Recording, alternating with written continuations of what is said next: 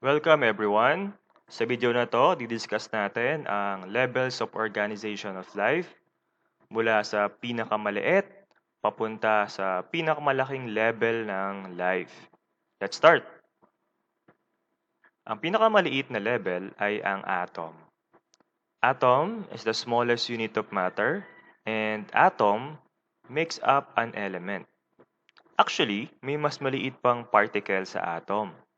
Ito yung tinatawag na subatomic particles, which are electron, proton, and neutron.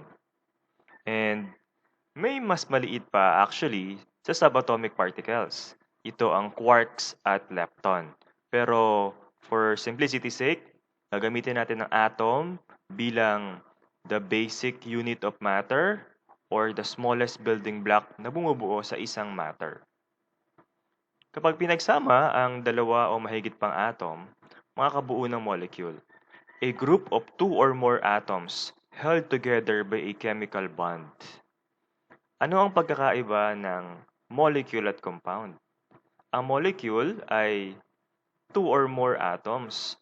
Ang compound naman is a pure substance of two or more atoms din joined together by a chemical bond. Para lang maintindihan natin, all compound is a molecule, but all molecule is not all compound. Take note of that. Next is macromolecule or biomolecule. A very large molecule such as protein, carbohydrates, lipids, and nucleic acids.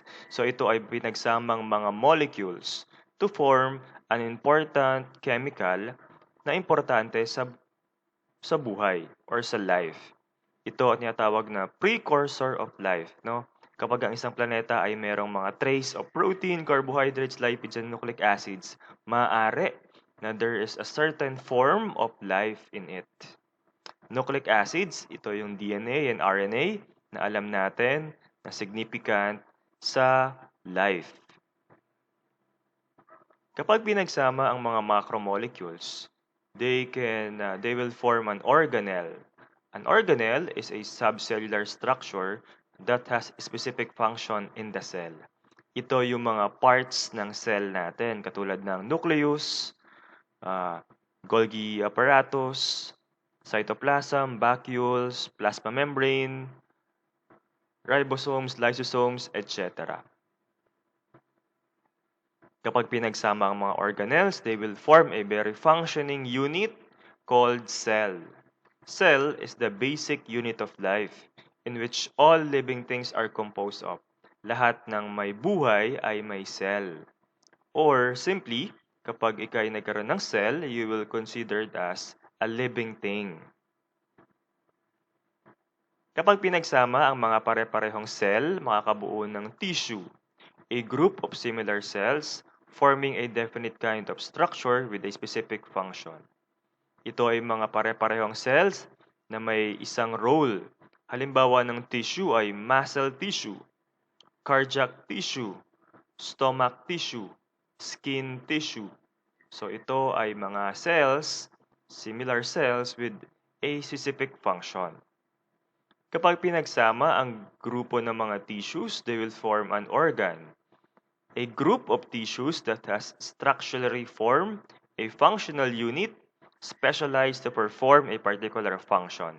Example ng organ natin sa tao, brain, stomach, heart, liver, kidney, lungs, and others. Kapag pinagsama ang mga organs, makakabuo ng organ system.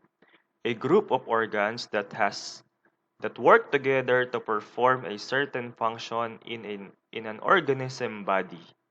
Halimbawa nito ay respiratory system. Pinagsama ang mga organs para makabuo ng respiratory system. Another example is digestive system, muscular system, nervous system, and others. Kapag pinagsama ang mga organ system, makakabuo ng isang organism or species. A living thing that has an organized structure, can react to stimuli, reproduce, grow, adapt, and maintain homeostasis.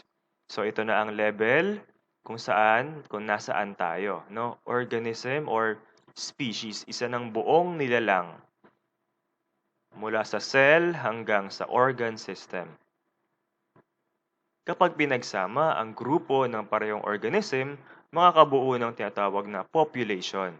A group of similar species or organism that living in a particular area at the same time. So ito ay population ng tao, population ng mga deer, and others. Kapag pinagsama ang iba't ibang population ng iba't ibang species, makakabuo ng communities, an interacting group of various species in a common location. So dapat they live in a particular area or location. Kapag pinagsama ang iba't ibang communities plus the abiotic factors or yung mga hindi nabubuhay na parte ng ating environment, makakabuo ng ecosystem.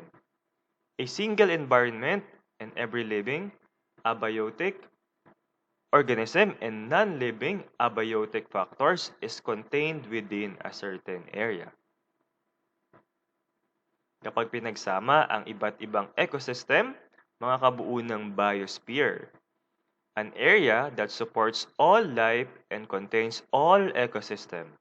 Example natin dito is our planet Earth. We don't know yet kung meron pang planet sa ibang galaxy or sa ating universe na pareho sa ating planet which can support all life and contains all ecosystem. So ang tawag dito ay biosphere. So that's the levels of organization of life. I hope that you learned something from this video clip.